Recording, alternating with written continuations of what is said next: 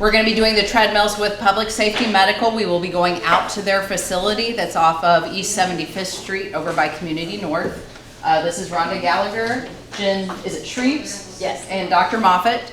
And they're here to give you a presentation, and then together we'll work on answering any questions you may have. We've put together kind of a list of frequently asked questions that some of the people have gotten who have worked on the new aerobic capacity policy, but we're happy to answer any additional questions you may have. Rhonda, go ahead. So like Chief Morgan said, we are very privileged to be out here to help with the treadmill program. We're going to kind of go over the agenda today, which will be about Public Safety Medical, which you guys are probably very familiar with us, but there's a lot of stuff that's occurred since we've been acquired in 2018 with Ascension. We'll go over the purposes of what the treadmill evaluation will be like, so what that process will look like as soon as you walk in our door, who our dedicated team is, and then we'll talk about the actual Indirect Max treadmill in general, kind of go into more details what that will look like. We'll review your Wayne Township Fire Department standards because we'll be adhering to those. Talk about reporting, what that will look like for you guys as individual and what the administration will get, and then the scheduling, which we will begin starting with your department July 11th. So we're going to get all these accomplished before your WPE. That is our goal. Okay. So basically, like I said, in 2018 when we were acquired, what happened was we got a really good shoulder to lean on. Ascension pretty much gave us hospitals in over 46 Indiana counties. We have different primary and specialty care programs and over 50 plus cardiovascular care points across the state. So that's really important for Dr. Moffitt to know. So if we do have a cardiac issue, which is one of the #1 causes for you guys in your career, we have resources to refer you out. But with regards to about who we are, just so you know, we are the largest medical practice of our kind that specifically serves first responders. We serve over 300 agencies, and we also bring a range of clinical expertise to you guys personally and to the department for outcomes. That is our main goal. So we are very core focused. We have a very experienced staff, which you will see, and then we're very outcomes driven. So let's talk about why we're doing what we're doing. First and foremost, we want to prevent any physical or behavioral health conditions for you guys. We definitely want to avoid any operational costs, that means backfills and overtime. But lastly and most importantly, we want to make sure that we prevent unnecessary online duty deaths. So let me talk about our dedicated team, and this is just a small part of us, but we have Jennifer Shreves that will be running all of the treadmills for your department. She's managing, I think, 5 people that you'll be under, so she'll be doing your treadmill. So you're going to probably see a lot of Jennifer. We do have a dedicated athletic trainer, Justin Miller, myself, who's the project manager for your department, and then if needed, Dr. McGuire is a psychologist. But most importantly, we have our medical oversight committee. So these are the people that will actually be reviewing your treadmills. We have Dr. Moffitt, who's been with Public Safety Medical for over 30 years. We have Dr. Pate, which is also in our offices, and I think he's been here about a little less than 7 years. 7 years. And then we have Ann Mundrick. She's also on our team at Public Safety Medical. We have Dr. Alex, who is our OCMED director, and then Dr. Michael Emmons. So these are all the people that in some way, shape, or form will touch and see one of your treadmills and the results. Am I missing anything, Dr. Moffitt? Yeah. Nope. These are our gold standard people. So I'm going to move it on real quick to Jennifer, and she's going to talk about the program. There you go. Right. Okay. All right. Who doesn't love a treadmill? Come on. This is the best part. I love this part. But just to let you know a little bit about myself as well. I've been with Public Safety Medical for the last 3 years. I've been with athletes, other individuals that have high active jobs. So let me just say, our team that's going to work with us all have master's degrees. They've all either had extensive backgrounds in athletes. We still consider you guys athletes, but athletes in general to do this type of testing. So when you guys come in, we are still on a mask mandate. So you guys will have to have a mask, or Janet will say, here, have a mask, okay? But once you get in the treadmill room, after the blood pressures and all that, you will not have to wear a mask during your treadmill, okay? And then once you go back out, you'll just put a mask back on. But just in case you have a preferred style mask, you can always come with that, okay? When you guys get in, you will, you'll do paperwork, good old paperwork. During that time of paperwork, more than likely you will have me come out and grab you to do your blood pressure. And what we're gonna do is we're gonna take you into a different room, we're gonna set you down, we're gonna take a resting blood pressure.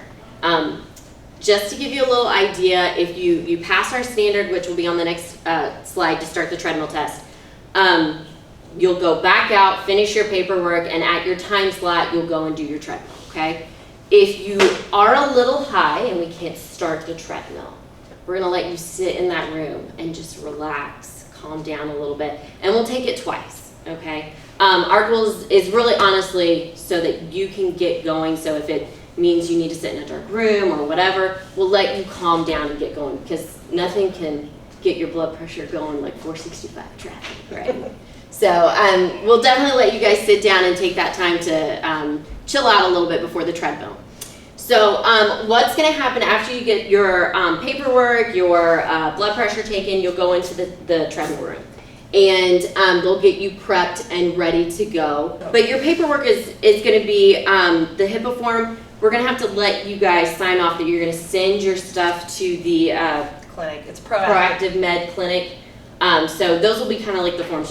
Some of you guys, we still have your charts. Some of you guys are new cats. So we're gonna have you fill out all the information like you're a first timer.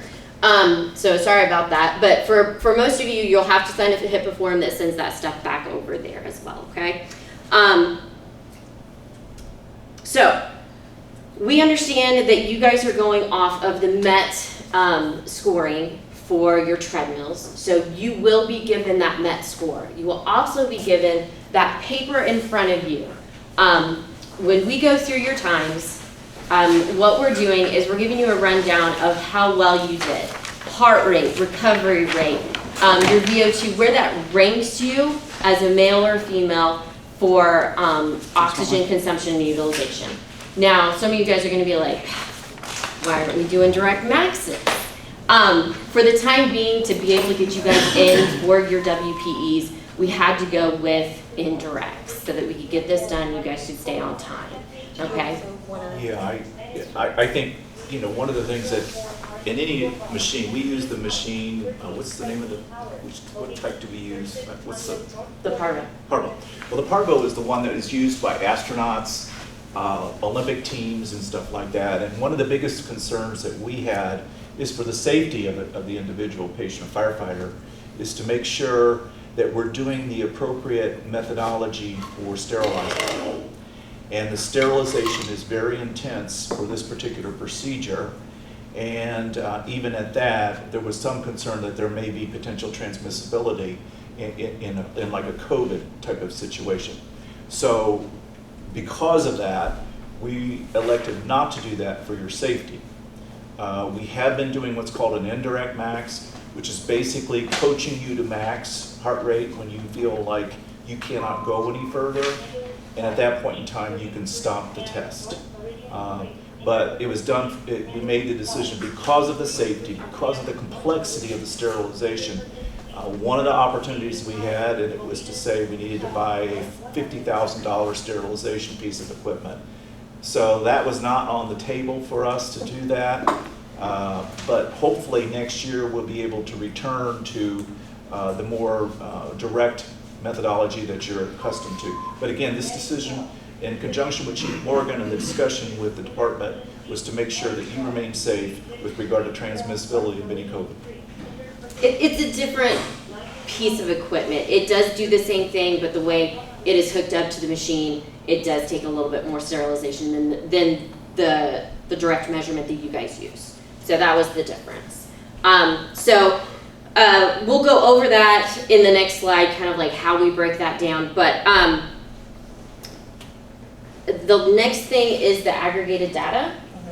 We'll go over that later in the report, but Chief Morgan will only get the ones that do not meet the standards. They will get name, and we'll go over that later, but there'll be a report that gets sent to her daily.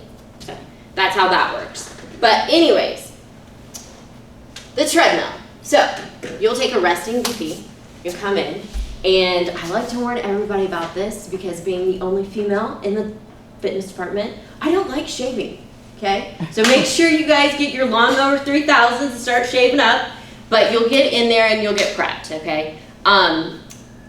You'll get 2 EKG prints, one will be resting and one will be a hyperventilating print. And then we'll actually explain how the test is going to be ran. We'll go through what is proper rail holding, what each phase is going to be like. I have a whole spiel. They say I sound like a airport flight attendant. But it basically will break it down into when you can run, when you have to walk, first 3 phases. First 9 minutes is nothing but walking. We'll go through that. We'll tell everything. We'll let you know when we're going to take a blood pressure and when we're going to ask you about your RPE. A lot of people ask me, does an RPE mean if I get 12, I get to stop the treadmill? No, it's because you stop the treadmill when you are done, okay? We are there to coach you to your max. So when you think you can't go anymore, you let us know. Without any question, we bring you back down, okay? At the end of that, we will sum up how you did, where you started with your resting, where you ended, how well did you recover? Did you make in 2 minutes? Did you drop between 12 to 20 points in your heart rate recovery? How could you better that in your fitness, okay? Then we let you know in 4 minutes, how well did you fully recover? So there is some aspects to this that you can take into your workouts, okay? We also will tell you what you got as your MET level, okay? For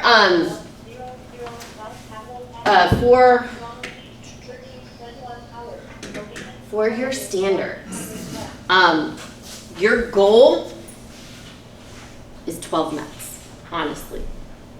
So that means you walk for 9 minutes, and then for 1 minute and 30 seconds, you're gonna jog uphill, okay? So this basically gives you the breakdown. Every 3 minutes, the treadmill will go up in speed and incline. These are the inclines. And you're probably sitting here going, I could probably practice that. Definitely, start practicing now. The only differences would be if your treadmill does percent or degrees, okay? But for the most part, 10 is pretty high. So if it's not going up really high, it's probably not 10. But to let you know, your goal, try to do 12, okay? But we will be coaching you. We'll be like, okay, hey, listen, you're at 6 minutes and 15 seconds. You think you can go a little bit further? Come on, you got this. You're at 9 minutes. You can do this. Keep going. If it feels better to jog, go ahead and jog, you know. But we're there to help coach you to keep going through it, okay? Other than that, medical termination and other issues. So I said you guys get to stop the test, right? There are a couple things that constitutes as we would have to stop the treadmill test, okay? When it becomes unsafe. So if your blood pressure gets to 250, or the bottom number gets to 115, it can be either or, we would have to stop the treadmill, okay?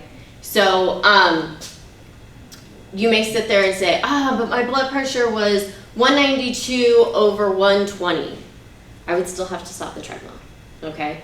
Now, that being said, the question would come up, but I got past 8.1 METs. Did I pass? And I will let Chief Morgan or Dr. Moffitt explain how that works.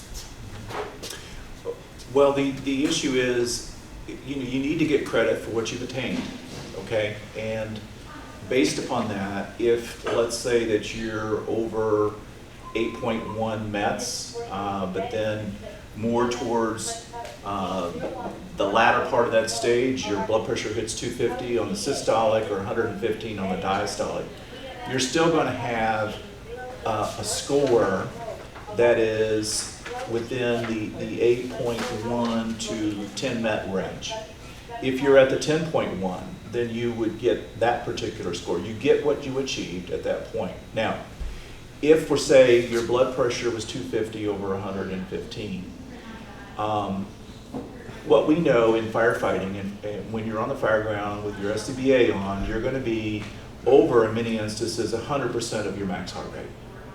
And in those instances, when you look at that, you're looking at the blood pressure response to that particular stress, and at that level, it really needs to be addressed with regard to controlling your blood pressure, because it's just unsafe to be on the fire ground with a known blood pressure systolic of 250 or 150. It's just a red mark that is just for your safety. Usually what happens, individuals either were not taking their medication that day, or they potentially have never been diagnosed with hypertension, or their dose is not enough. Then at that point, what usually happens within about 2 or 3 duty days, you get to a point where your medication potentially is adjusted. Then we see you, determine that yes, it looks good, and then you can return back to full duty. Now, that being said, that happens very rarely. We probably, in 1,200 stress tests last year, maybe only had 1 or 2. So it's not a common thing. And it's very, in many instances, what we would qualify as rare. So just to give you that sense of how that happens, and our intent is to get you back to full duty as quickly as possible, but as safely as possible. And that's our goal. Is we understand being on off duty or on light duty is not the optimal, not only for you, but for the department and the agency. But we want you to be on full duty safely. So, but again, it's a rare instance. So that being said, the same thing would apply to if you had signs and symptoms during the treadmill test, okay? So if you started feeling nauseous, lightheaded, any of those signs and symptoms, but you still had gotten past your 8 points, it would still be same thing applies, okay? Same thing would apply is if you had a change in arrhythmia during the treadmill test, because we are here to make sure you are safe. And so we would definitely give you credit where credit is due, but we definitely want you to take care of those things. And then of course you can terminate by patient request. So let's go down to, I did not put that on there. I forgot to put this on there, but rare instances we have people come in where their first prints have not been normal. And so to make sure you are at your best, we would have you reschedule and see your physician. So say you guys had a bunch of runs and someone was in AFib or supraventricular tachycardia. Starting out, we would take those prints to the doctor, ask if it's still safe to do this procedure, and what would end up happening is we would let Chief Morgan know that you just have to come back and reschedule, okay? But those are very, very rare. But I do want to just throw that out there just in case there's one, random one. But okay, so last thing I'm going to talk about is passing but with medical concern. This would be, let's say you get to 8.1. but not well, okay? So it would be with like a recommendation from Dr. Moffitt or Dr. Pate saying, hey, yeah, you passed, but you may wanna look at this because this is kind of concerning. If we can get ahead of the game first, you're gonna be better off in the long run, okay? So at 8.1 meds, you've technically passed, okay? But you've had an irregularity in your treadmill, but I couldn't stop the treadmill because it wasn't something to flag. So let's say you went into trigeminal and it was not your normal arrhythmia. It's not something that I can stop the treadmill, but it is something that I would take to the physician and say, hey, we need to talk to these people about this because it's a different rhythm from what you started out with, okay? Same thing with blood pressure. Let's say you did not get to the 250 over 115, but you got to 220 over 90. That's still a hypertensive response. So we would still take under advisement that you should probably go talk to your physician. And that would also be, you could go to your proactive doctor and say, hey, can you look at my treadmill and see how my blood pressure responded? And those things you can get taken care of through that. Without a duty restriction. Right. No duty restriction. These are just suggestions that we give to you. And then the last thing is, you fulfilled your requirement at 8.1, but you had pain or physical limitation doing the treadmill, okay? That physical limitation could be because of bad joints and you just barely made it, okay? Those would be things that we would have concern and say, hey, you still need to go see a medical professional to keep working on this so that you're safe on the job. So that's the treadmill right there. And we can go in other questions in a few. So next, I'm going to let Chief Morgan kind of go over her Wayne Township standards. These are coming strictly from Wayne Township. This is not a PSM thing. I'll let you go ahead and just kind of talk about how your policy is going to work. So I think everybody's had a chance to see the updated aerobic capacity policy. If you want a copy, I've got them printed out up here. But basically, I sat down and worked with a committee to improve our VO2 policy. And we morphed that into the aerobic capacity policy by directly reflecting NFPA 1582, which 1582 is the standard for our physicals, among other things. And this is taken directly from 1582. If anybody wants to see it, it comes from Chapter 8, and we followed it verbatim, where we've never quite followed it verbatim before. We followed the minimum, but we didn't follow the rest of it. Now we're following all of NFPA 1582. So from less than 8.1, that constitutes not passing a test. Like before, you get the benefit of the doubt that you just had a bad day. You get to come back and take the test again on your next duty day. Between 8.1 and 9.9, you pass the test, but you're not to the point where NFPA says you should be aerobically. So your name is given to me. I refer you to meet with a PFT. You meet with the PFT designs you a program, and that's it.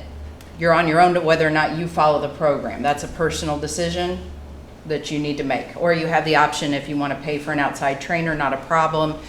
You just need to meet with a PFT to approve that program. Between 10 and 11.9, that's actually incorrect. I apologize, I didn't catch this on PowerPoint when you sent it to me. Your name is not provided to me.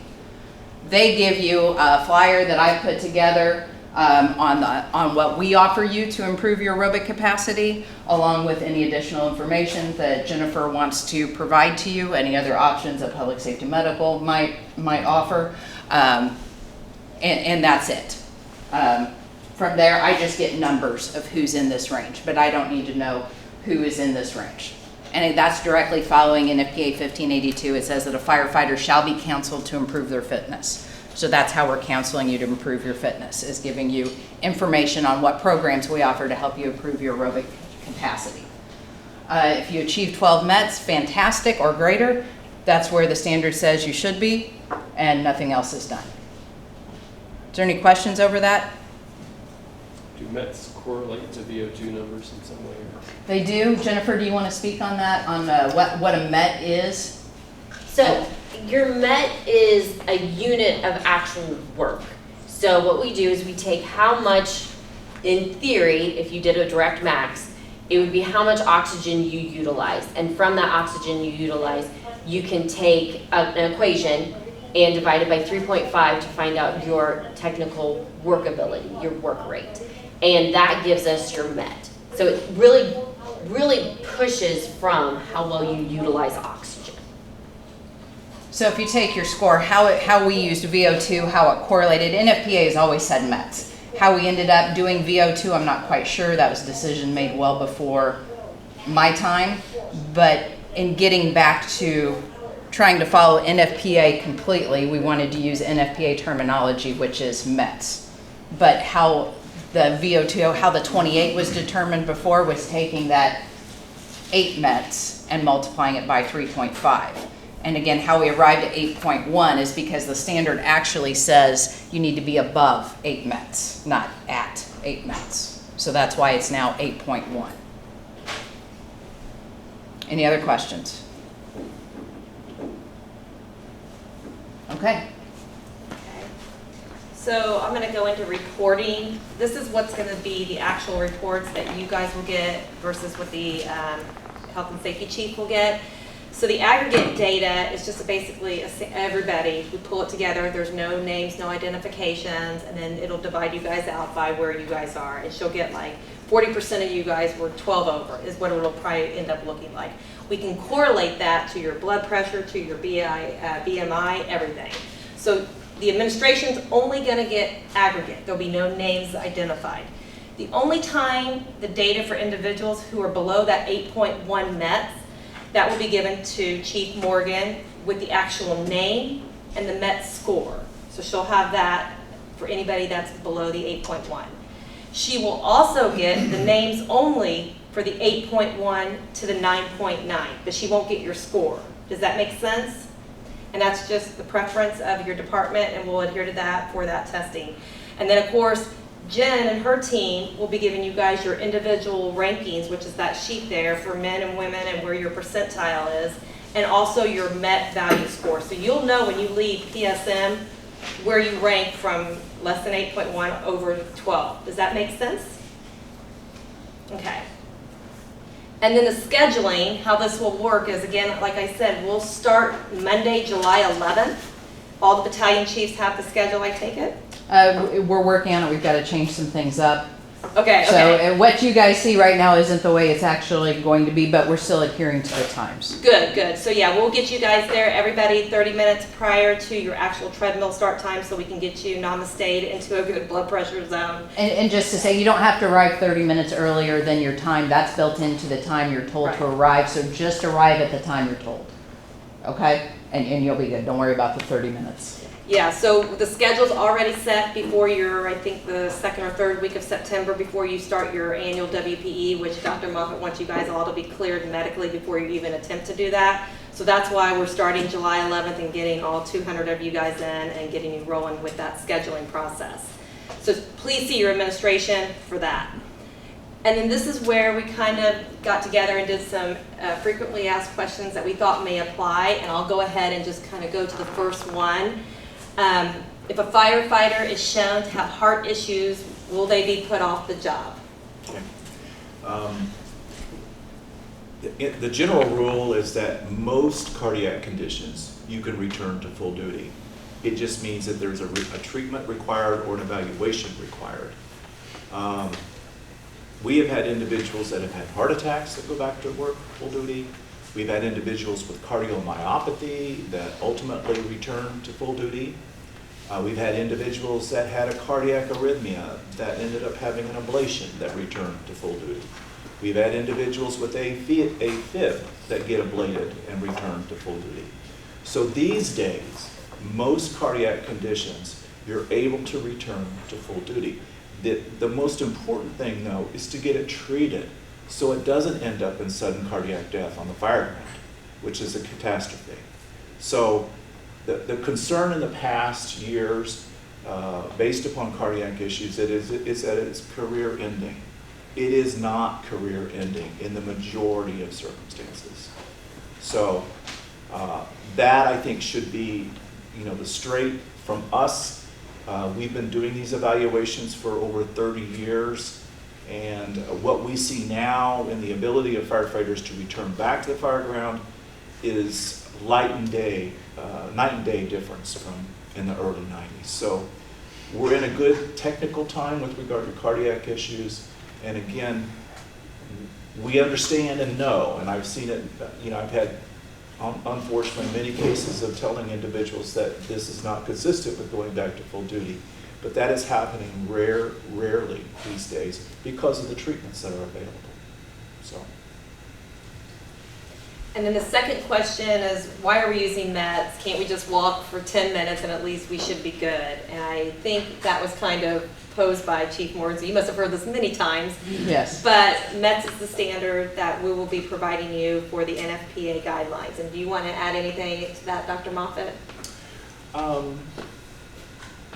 Well, the overarching goal of that, really, and serving on the NFPA 1582 committee in 1500, is that we want to have situations where firefighters in middle of their career recognize that they're at 8.1 to 9.9 METs, and it's an opportunity to say you started out at 13 METs and now you're 8.1, and so what are the resources that we or the department or agency can provide to you through your PFTs to be able to change that direction, because the last thing we want to see is dropping below that 8.1.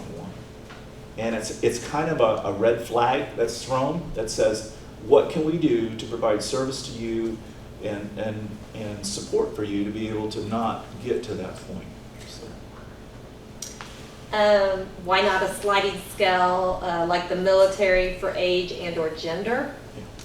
Well, you have to say what is the safest MET level or VO2 capacity for individuals to perform on the fireground. And there have been several studies that suggest that individuals that are below 8.1 really are not able to do the essential functions of a firefighter effectively and safely on the fireground without placing themselves at risk. And at that point, it's only to protect the individual firefighter. Again, it's not to be, it's that old adage, voluntary but non-punitive, or no, mandatory but non-punitive. And so if you're less than 8.1, the goal is to provide resources to you to be able to achieve above 8.1 or more to get back onto full duty. That's the whole purpose of that. And then if the WP is our standard to be on the street, why after 2 fails are we on light duty? And Chief Morgan, I'll let you take that one. And a lot of that goes along with what Dr. Moffitt said about the aerobic capacity. Our WP is a good test. We've validated that internally, but it isn't necessarily a good measure of aerobic capacity. If you take me and compare me to Nolan, we had similar times. I worked a lot harder than Nolan did to get my time. Nolan's goal was not to sweat. My goal was to go as fast as I could. So it isn't a good measure of aerobic capacity. It's a good measure of work that you can get done, perhaps, but not a good measure of aerobic capacity.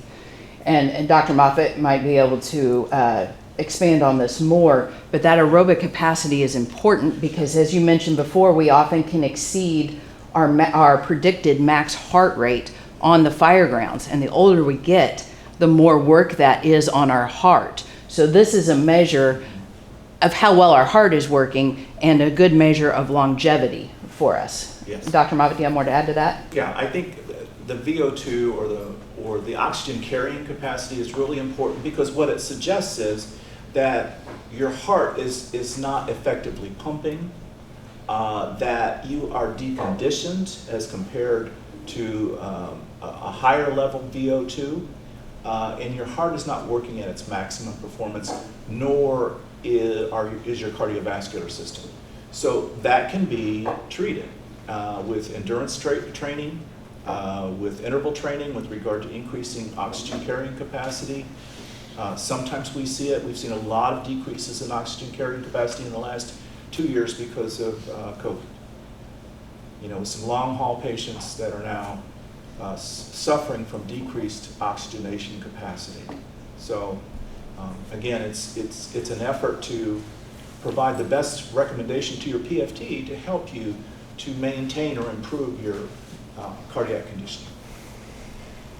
Is this about getting us off the job in 8 weeks like before? Well, that's one of the big reasons that we've changed the policy. There's been some fortunate changes to the administration. And in the new policy, you have 1 year. As long as you're showing improvement, in your METs, which improvement is defined as 1/10 of a MET. So if you start out at 7.5 and in 4 weeks you test again and you're at 7.6, that's improvement.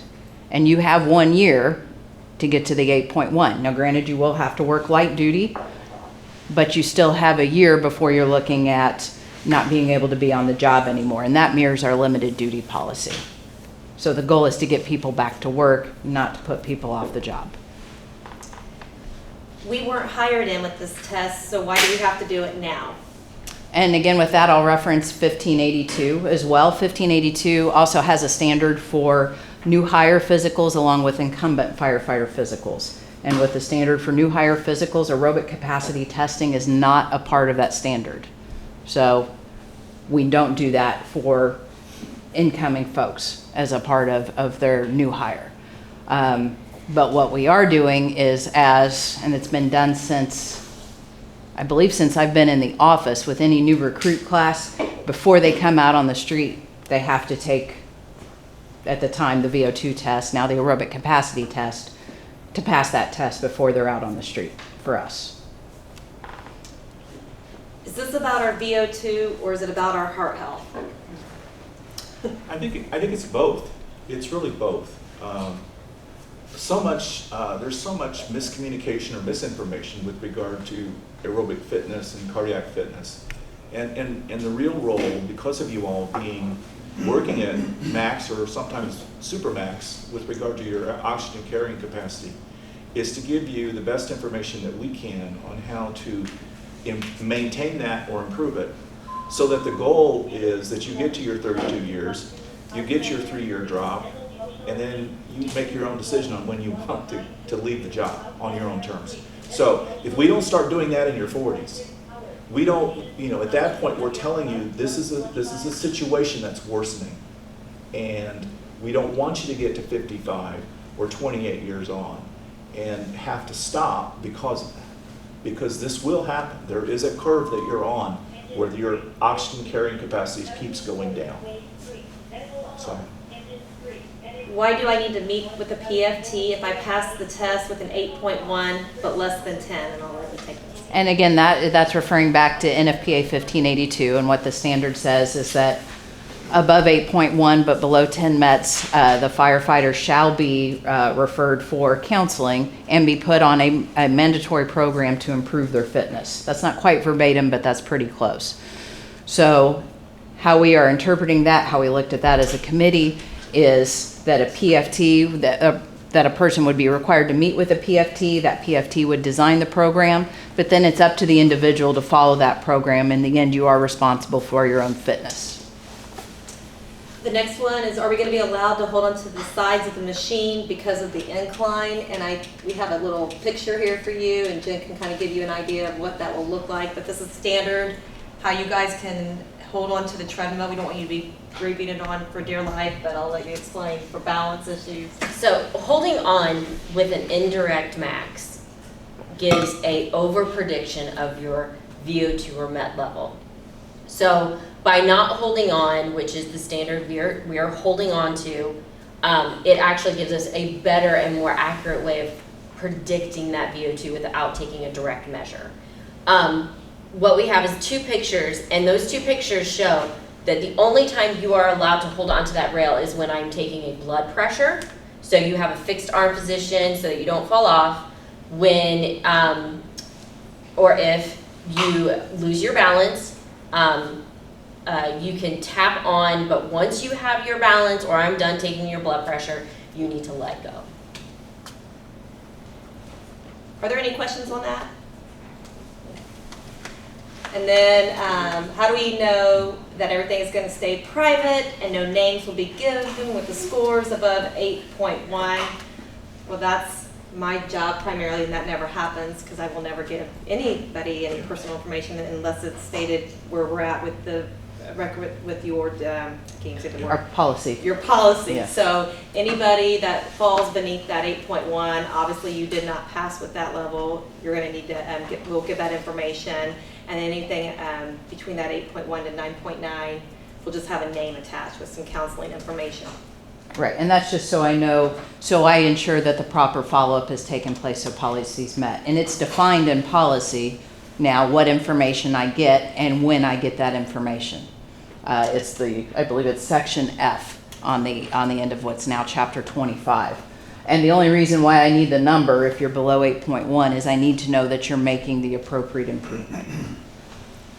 As a NFPA adherent organization, as a medical practice, we in probably since 1582 and certainly WFI since probably 20-25 years, we've never had but one department ask us for that kind of information. Only one, and we refused.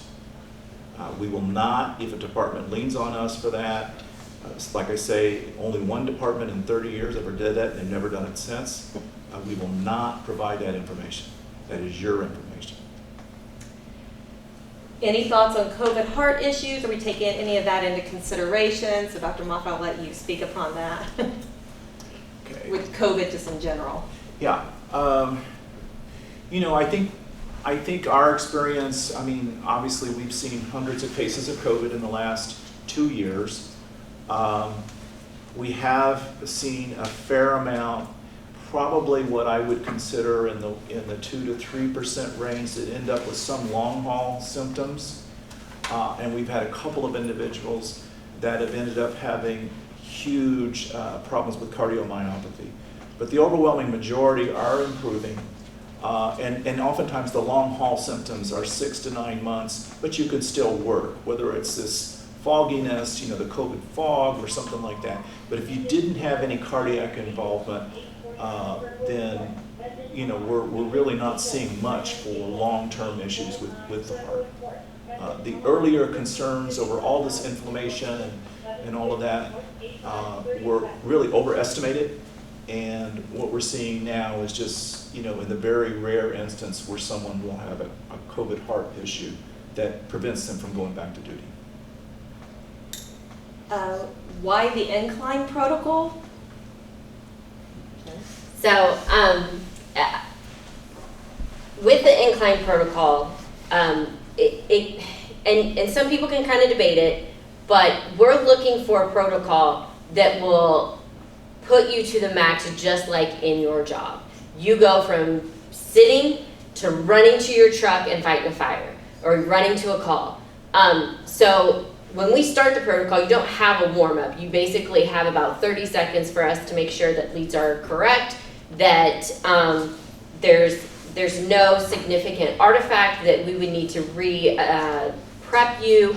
Then you go straight up, okay? The reason being is also to mimic more of a job experience, but also lower body muscle groups are your biggest demanding muscle groups that utilize oxygen. So we are looking at, can they go uphill to maximize that lower body utilization? I mean, some of your biggest muscles are in your lower half, and I know some of you probably doubt it, but they are the biggest part of you, and they need the most oxygen. So in order to do that, we are doing the incline. Also, it has shown us a really good way of marking that heart rate. You know, will it go up appropriately physiologically when we increase intensity instead of being able to go at a non-inclined, slower pace for a longer period? We don't see that increase in heart rate as it's supposed to go physiologically. But other than that, Dr. Moffitt, you could probably also add, because you guys decided. Yeah. Well, I think what I always try to remind people is that the actual indirect or the indirect max or stress test is looking at two things. It's looking at your exercise capacity, your oxygen carrying capacity, your workload, your work capacity, but it's also trying to look at underlying coronary artery disease and any subtle hints that would indicate that you've had changes from prior testing. So for example, we have pulled all of your tests from 2016 that were in storage from the prior times that you were in our office or we came to you. We have those tests that go back at least to 16, and we have several before that. So we're always looking at Have there been any changes? And based upon our experience of over 100,000 stress tests, we really know the ones that are the most significant. And we've had so many situations where we've dealt with abnormal treadmills that we have a pretty good understanding of what the risk percentage is on the basis of that treadmill. So again, it's all about keeping you on full duty, but on full duty safely.